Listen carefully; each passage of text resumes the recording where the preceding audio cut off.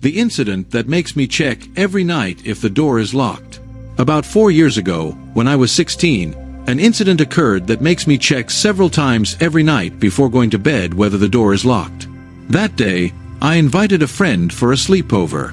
At that time, I lived with my parents, but they had gone to stay overnight at friend's house, so it was just the three of us at home. Me, my older brother who was 17 at the time, and my friend. My brother hung out with us for a while and then went to bed since he had to get up early in the morning. My friend and I were in my room, watching YouTube and chatting. Around 2 a.m., my friend started feeling sleepy and quickly fell asleep. I wasn't tired, so I continued watching videos. Suddenly, I heard a noise from outside the house. I didn't pay much attention to it because the neighbor's cats often climbed onto our coal shed at night, and since the shed was covered with sheet metal, it always made a dull metallic clanging sound, just like the one I heard then. But about 5 minutes later, a barely noticeable shadow flashed past the window in front of my monitor. It happened so quickly that in any other situation, I would have thought I imagined it. But two suspicious events within a few minutes seemed strange. I immediately got up from the chair and went to the front door, and damn it, neither of the two locks was fastened. Then something happened that almost made me shit myself. After locking both locks, I decided to turn on the light in the yard and look through the peephole. When I looked through the peephole, there was a freaking face right in front of it. I screamed, "Holy sh*T!" and jumped back from the door. Behind the door was the face of a man about 25 to 30 years old, who was standing close to the peephole. I looked through the peephole again to get a better look at the stranger, and then he started talking. The stranger was asking me to let him in, saying he needed help. But you know what was the creepiest part?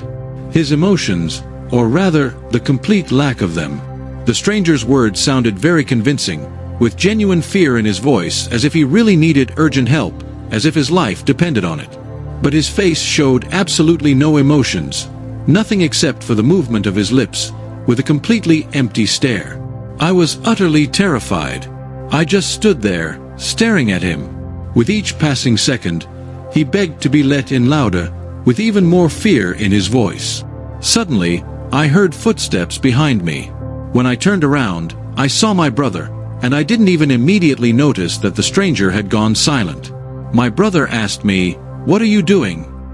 I replied that someone had climbed into our yard, and then I looked through the peephole again, but there was no one there. What the hell? I thought at that moment. I told my brother that I had just seen a man at the door and that he was asking to be let in. He believed me and said he had also seen someone near the window but thought he was imagining things. After that, we turned off the lights in the house and started looking out the windows, trying to find the stranger, but there was no one there. Suddenly, a wild scream came from my room. My brother and I rushed into the room and saw the man standing by the window in my room, with the same emotionless face, but his expression had changed, from blank to predatory. Despite the fact that the yard light was on and the house was dark, and he simply couldn't see us, he looked directly into my eyes. I was petrified with fear, and then he gave his first and only emotion. His face stretched into a wide grin. He raised his hand to the level of his face, and in his hand was a huge freaking knife. Slowly bringing the knife to the window, he began methodically tapping the tip of the knife against the glass, continuing to grin creepily. At that moment, my brother was already on the phone with the dispatcher, calling the police. I don't know why we didn't do this earlier. For some inexplicable reason, none of us even thought of calling the police until then. As soon as my brother finished the call, we ran into another room. None of us wanted to stay in the room where this lunatic was standing outside the window. The police arrived in about 10 minutes, but there was no one in the yard. That psycho had fled.